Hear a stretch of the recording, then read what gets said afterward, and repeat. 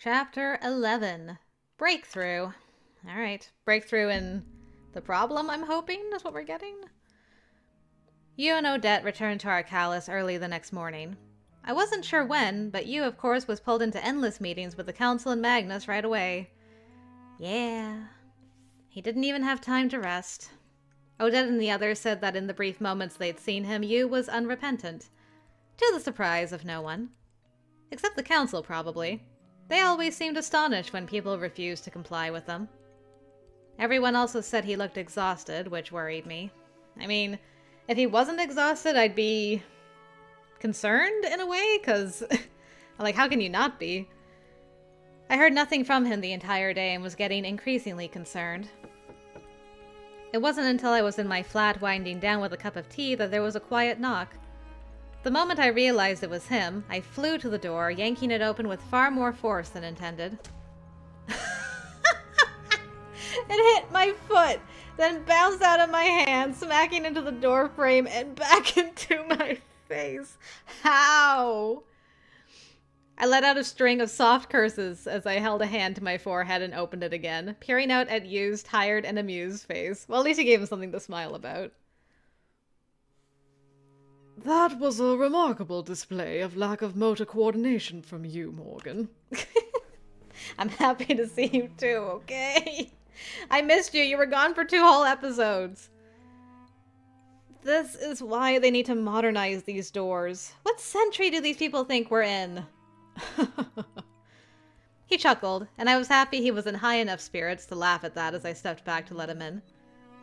Once inside, he paused to pull my hand away from my face so he could examine where the door hit me.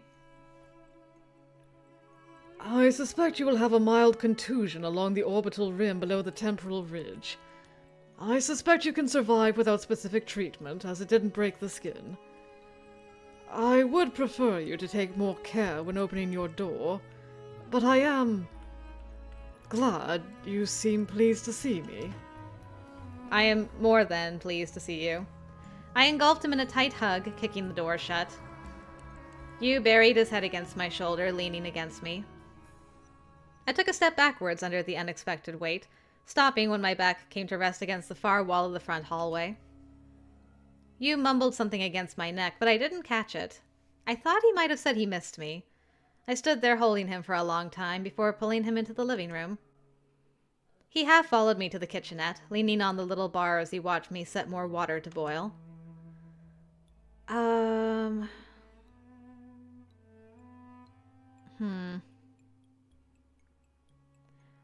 Okay, so he normally doesn't want to talk about work.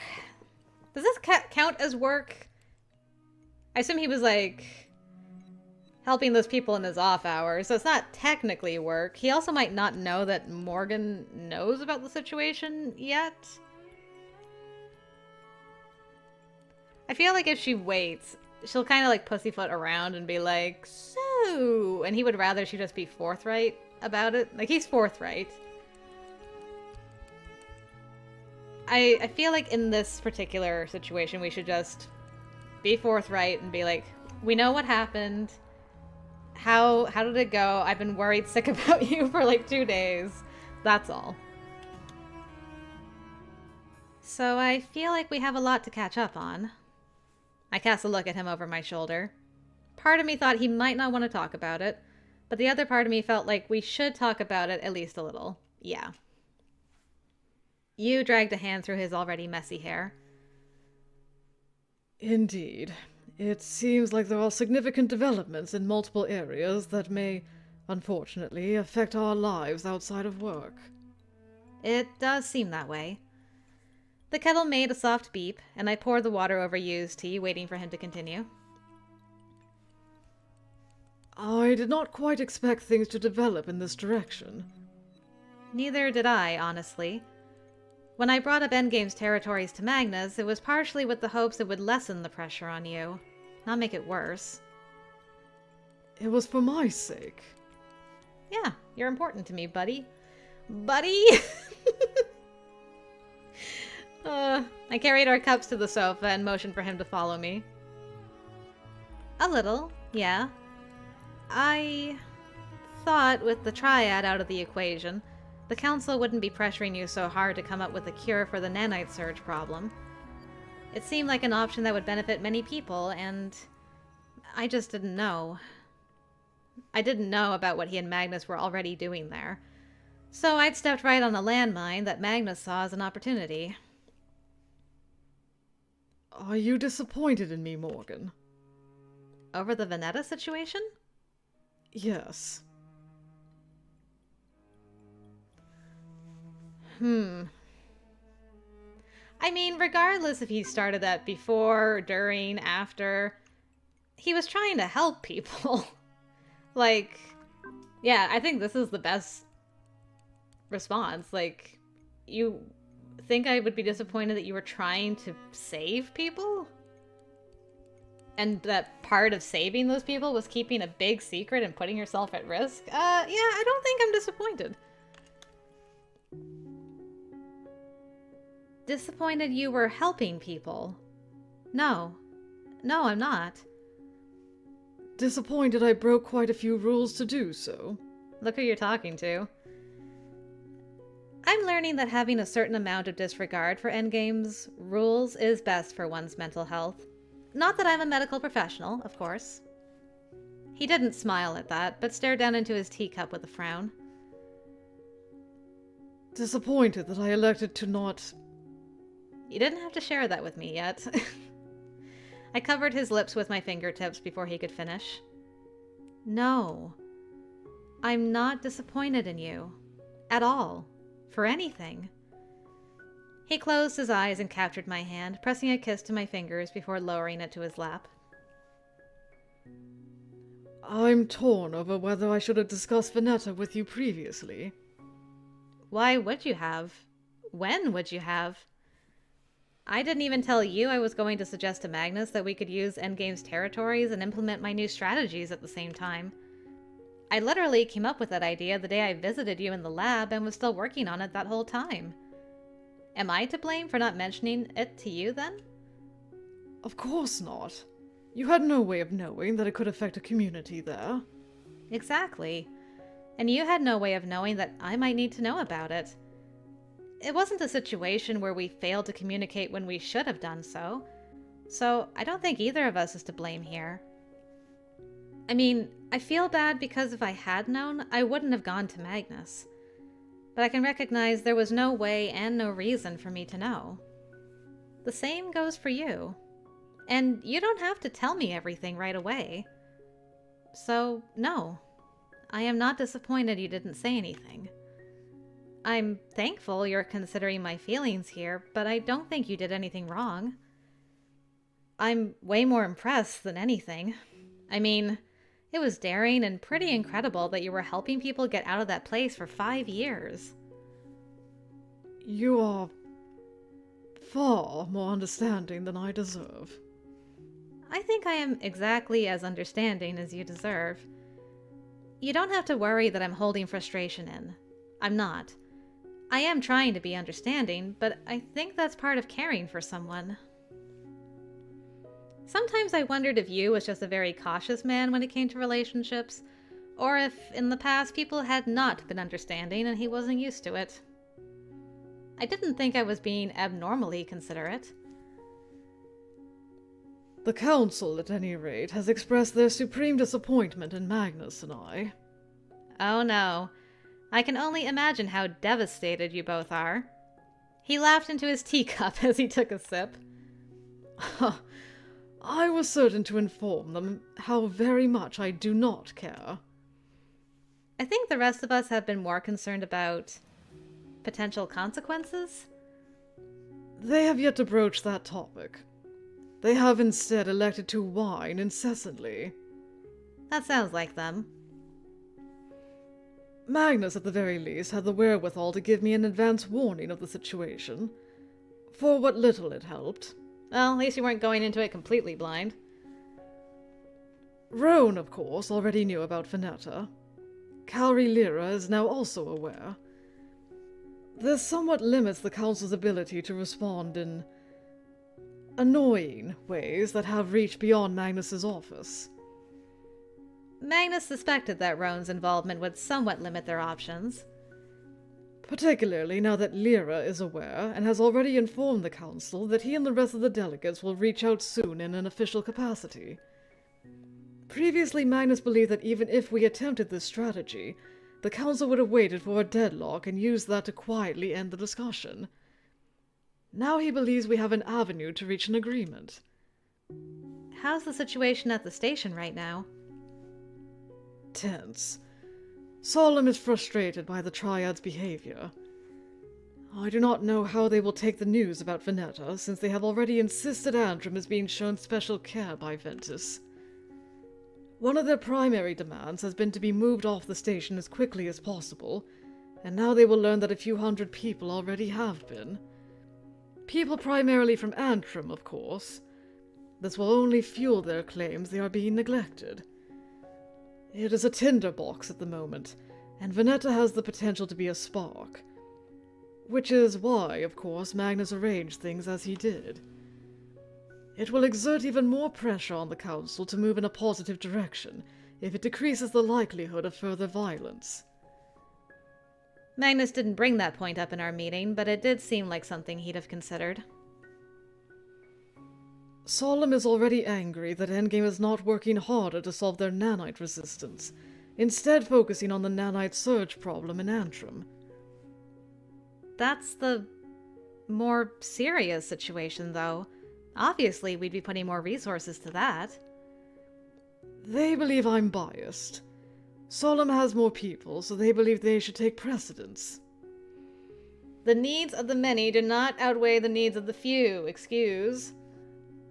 People in Antrim are dying. It's clearly more of an emergency.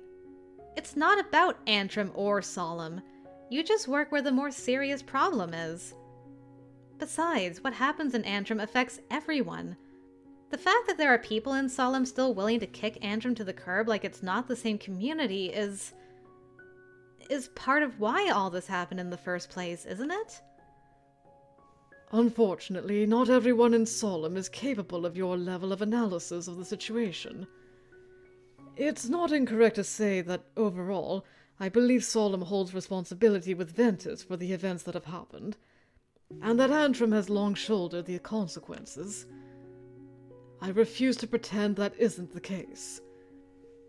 However, politics has no place in medicine, and my personal opinions are not affecting my decisions in this regard.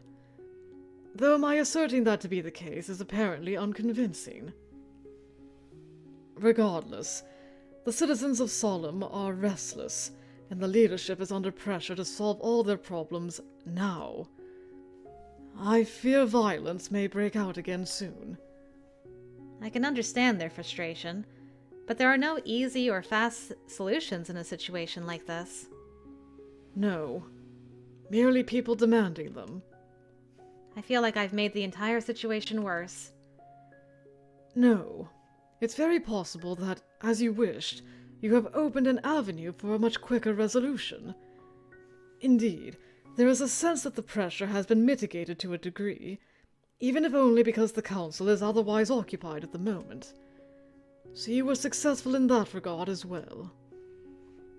YUU set his cup down and opened his arms, tilting his head back to indicate I should move closer. I obliged, snuggling against him.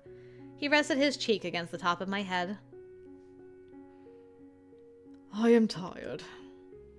But knowing I had someone to return to made the work on New Terra somewhat more bearable. I'm glad I could be of assistance, even if I wasn't able to be there in person. I tipped my head up and kissed him. YUU captured my face and held me there longer. The kiss shifted quickly from tranquil to smoldering, tinged with what felt like a desperate need to forget everything else. I clutched him tight, wishing I could wipe away the frustration and stress, but knowing I couldn't make it all vanish. I could only distract, and even then, only for a little while. Pulling away, I traced my fingers down his cheek. Dinner? Then sleep? Maybe a back rub to help you relax? I'm no massage therapist, as we've determined, but I'm pretty good if it's just the oh my goodness, I cannot say just the shoulders. I'm just very excited for this massage. That's what it is. Okay, let's try that again. I'm no massage therapist, as we've determined, but I'm pretty good if it's just the shoulders, I promise. And I suppose that even without a license, a shoulder massage would still increase circulation and the latency of myofascial trigger points. And don't forget all the important brain chemicals. Of course. I would never. You took my hand, holding it to the side of his face. Though I wish I could simply sit here talking with you until sunrise, I suspect that dinner and sleep would benefit me more. I do hope the evening also includes an opportunity to demonstrate how much I missed you while I was away. That mischievous little smile he was giving made my stomach flutter pleasantly. I grinned before I kissed him again and shuffled myself off the sofa. I suppose we can work it in somewhere along the way. And we can always talk until sunrise when things have calmed down a little. You stifled a groan and let his head fall back, dragging his hands through his hair. I will have to look forward to that if I wish to get through this situation without violating my oath and doing physical harm to particular members of this organization. Magnus or the council? Both, perhaps. Deserved. I intended to cook for him while he rested, but he got up to help anyway. I didn't argue because I thought he just wanted to be in the same place as me for a while. Cooking together, with a distressing amount of flirting. And I didn't get to see any of it? Aw, man. I gotta imagine it now. It helped him relax, I thought. He stayed over again, and I was glad that I had remembered to buy a few toiletries to have on hand just in case. It was something that strangely delighted him more than I expected. He seemed to appreciate that I thought about it. It means you want him there. It's cute. It's sweet. And when I gave him a very thorough shoulder massage later, he didn't complain even once about my lack of expertise. Oh, good job, girl. The council sent him a long message with a threat of consequences before bed. Oh, thank you. Thank you for sending that right before bed, you jerks. He ignored it on the grounds he hadn't yet fully demonstrated how much he missed me, and therefore had more important things to do. We love a man who has his priorities straight. Once again, we fell asleep holding each other, his head nestled above my heart. I was glad I had the extremely beneficial skill of being able to sleep just about anywhere and in any position, because he needed the physical contact. Aww. And I was glad I could give it to him without losing sleep myself. When I awoke the next morning, YUU had somehow burrowed under the blankets to the point I saw only a nondescript lump next to me. I didn't know if I should wake him up or not. But I assumed he was going to go bury himself in the lab despite that he needed a day off, so I thought I might get up and do breakfast first, then wake him. I might be able to entice him to eat before he left. I slipped out of bed and was half-dressed when YUU bolted straight upright, staring ahead with a confused look. Then at me with the same look on his face. Good morning? He blinked twice, seemed to realize where he was, then was scrambling out of bed to throw on clothes. Did you have, like, a eureka moment? The key is in the T-reg cells and macrophages to prevent activation of the immune response. With the DO4 sample, we should be able to test a new serum by early afternoon. The new infusion should redirect the nanites to focus on creating an immunological tolerance before the surge occurs. I stared at him as he trailed off into a garble I didn't quite catch. He was mostly dressed and half out the door, still pulling on his shirt before I said his name. And there goes the shirt. Freezing in place, he looked at me and strode over to pull me into a tight hug. I believe I may have a solution to the nanite surge issue. I need to get to the lab right away, then back to New Terra. Are you forgetting the council threatened administrative leave last night before bed? When have they ever been able to make me do what they want? Since I've known you? Never? He placed a quick kiss to my cheek and hugged me again. Thank you for last night. I didn't do anything in particular. Sometimes that is exactly what I need. Aw, these guys are so sweet. My heart. And with that, he was running out the door, leaving me wondering, what in the world just happened? He seemed to have rested decently, though. So that was good. It must have been the massage. I guess I'd be having breakfast alone before training, then. I'd have to try to catch up with YUU later on before he left again, if possible. I was glad he'd found the time and energy to come over the night before. Even if he left again immediately, I relished these moments together when we had them. I didn't expect to be talking to the others about YUU waking up at my place this morning. But he woke Vaughn up again when leaving, so now we were discussing it during training. What is there to discuss? He stayed over, he left in the morning to go to work. The end. While I lifted several massive weights and eased them around the training room under their supervision, in order to tighten up my use of telekinesis while under duress. Sounds like he must have slept well if he was able to come up with something overnight. I guess that sort of thing has happened to me too a few times. I tried my hardest to focus on what Caleb was saying while maintaining the pattern of movement Vaughn had defined for me earlier. Well, YUU's enhanced processing thing is a passive ability, so he doesn't have direct control over it. It's one of the things that makes his ability abnormal for a rook. Point is that it also works when he sleeps. That's a nice ability. Only during deep sleep, though. Interesting. I flinched as Caleb smashed his foot down on the psychokinetic shield I was maintaining, while lifting the weights, and keeping them moving in a predetermined pattern. Ugh, this is awful. I guess, when he's not sleeping, well, it doesn't work. Exactly. And the more stressed he is, the less he sleeps. Must have slept like a baby in our little Morgan's arms last night, then. I wanted so much to glare at her, but didn't want to lose focus and put another hole in the floor like I did when I dropped one of the weights earlier. Rather than antagonizing Morgan for her personal relationship decisions, perhaps it's time to allow her a quick break from training. Thank you, Ari. This is why you're the best. Thank you, Ari. I didn't wait for Vaughn's okay before I lowered the weights, releasing them to fall the last few inches with a heavy thud. I flopped on the floor with a groan. Despite that I wasn't physically lifting anything, I still felt so tired. You have improved since we started today, Morgan.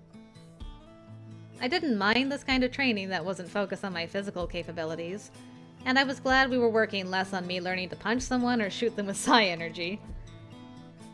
The consensus from everyone was that those methods of fighting weren't suited to my psyche. You don't say. Though Vaughn did find it hilarious, I was much more comfortable bludgeoning people than shooting at them for some reason. The thought of flinging things at them didn't come with as much of a mental block as shooting them.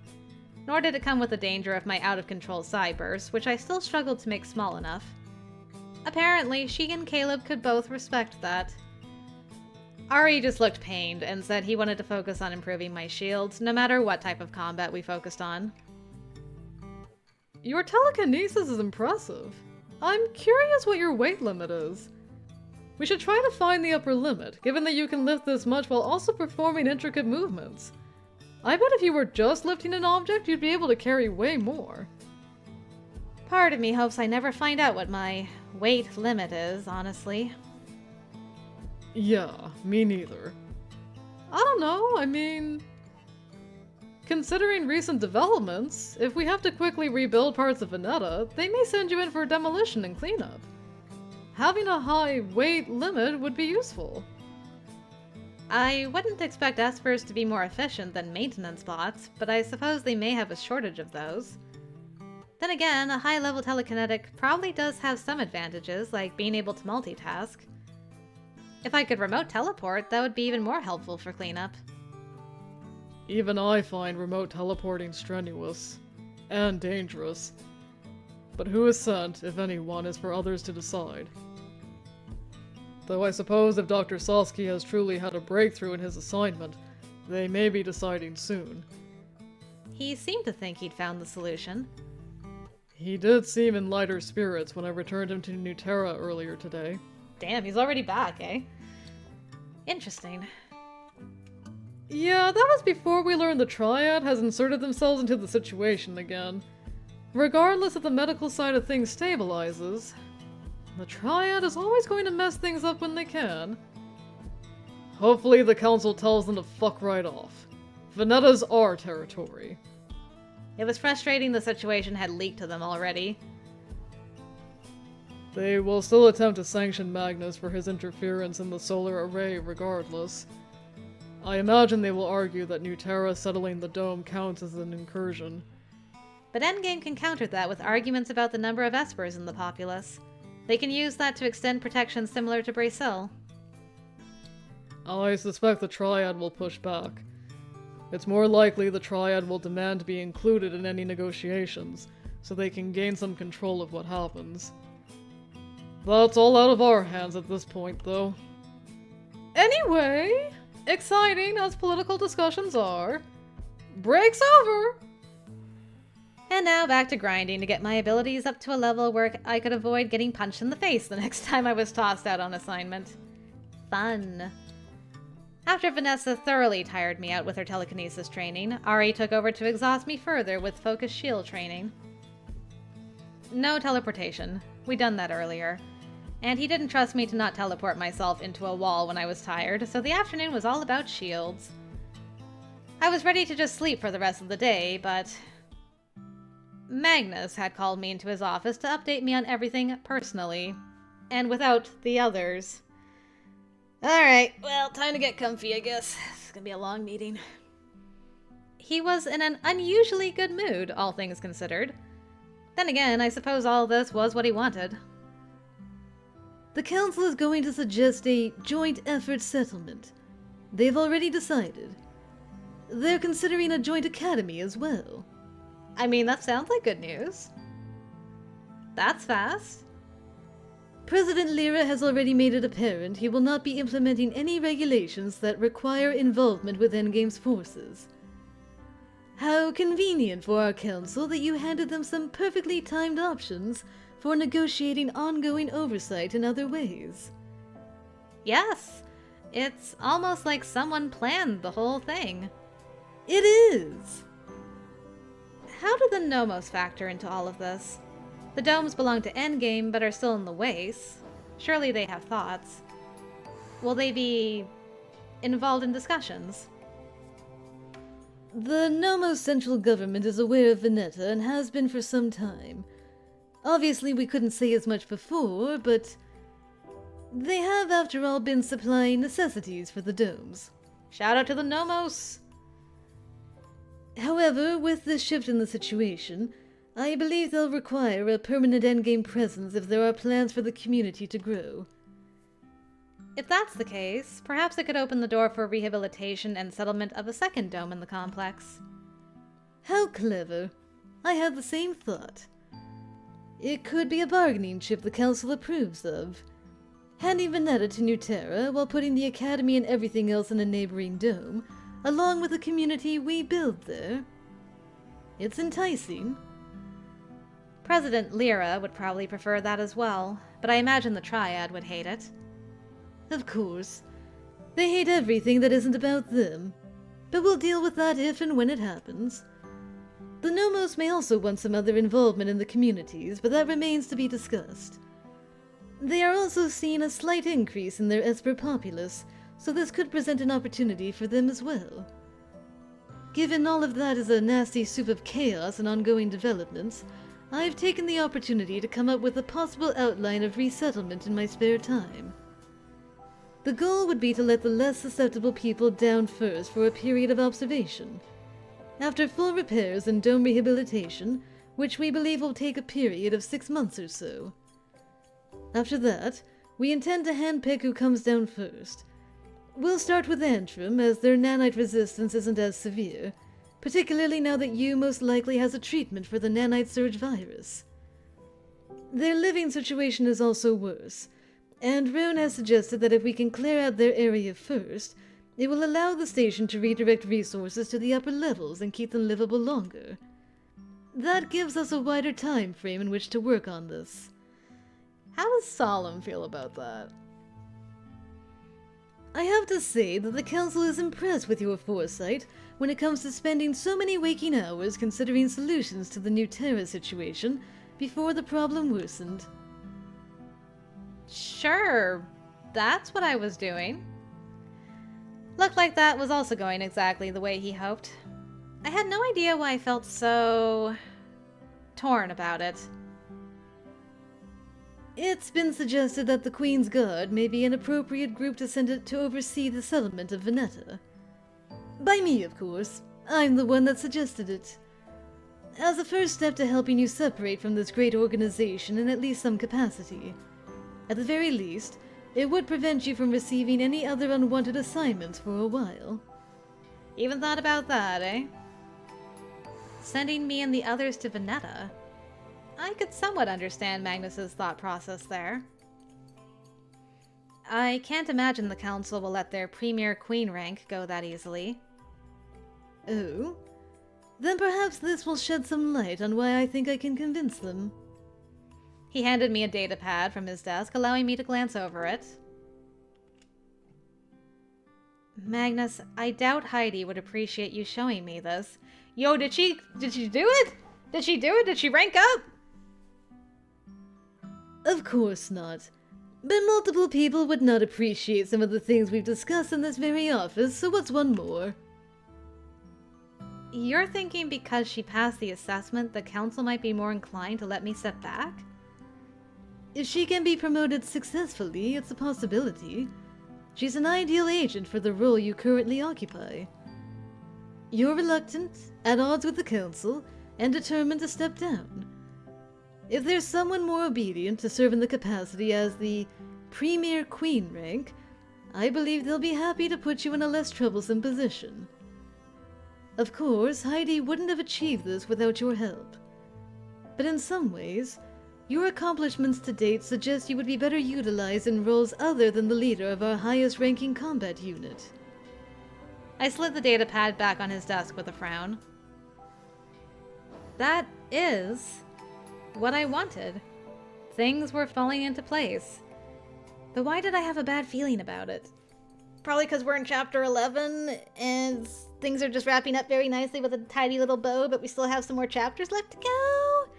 So something's gonna happen. I expected you to be more pleased about this. Maybe it's just that things feel like they're going too smoothly. In any case, I think it depends on whether Heidi still wants this position. I believe she's made her ambitions quite clear. Maybe I'll talk to her about it, if I can do it without revealing you showed me her medical record, which I am now pretending I did not see. Oh, Morgan. You never cease to amuse me, pushing forward with all your might, lining up all these pieces and sliding them into place how you want. Then suddenly being reluctant to set the last pawn because she might have changed her mind.